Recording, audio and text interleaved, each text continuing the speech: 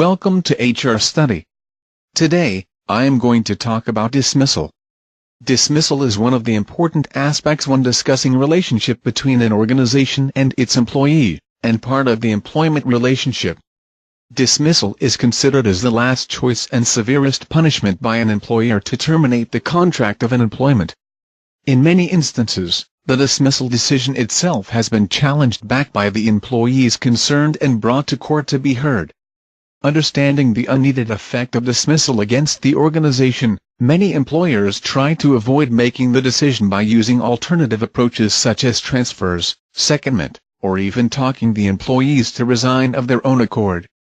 The Malaysian Employment Act 1955 has clearly stated that the right to terminate and dismiss employee is a management prerogative.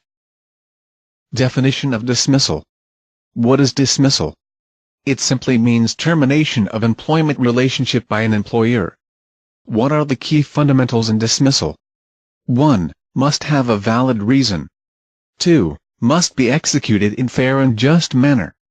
3. Must be substantiated with documentary proof and evidence or with witnesses. 4. Must ensure the nature of the offense warrants and justifies a dismissal.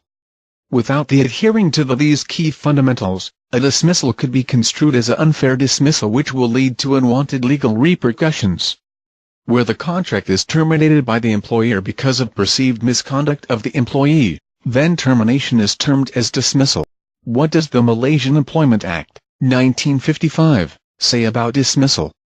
The right to terminate or dismiss an employee is entirely the prerogative of the management. However, in Malaysia an employee can only be terminated due to valid and justified reasons of a disciplinary case, be it misconduct or poor work performance. What does the Industrial Relations Act, 1969, say about dismissal?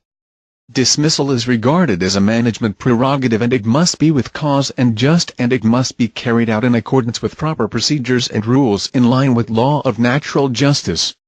Unless a misconduct is serious enough to warrant dismissal, an employee should be given clear standards to aim for and a genuine opportunity to improve. Misconduct and types of misconduct. What is misconduct? The best definition of misconduct is based on what industrial court had defined: improper behavior, intentional wrongdoing, or deliberate violation of a rule or standard of behavior, any conduct inconsistent with the faithful discharge of his duties. The term misconduct must be accompanied by the intention and deliberate action. An act or conduct that adversely affects employees' duties towards the employer. The industrial court confirmed that it is for the employer to determine initially whether or not an employee has committed misconduct, but it must be fair and reasonable.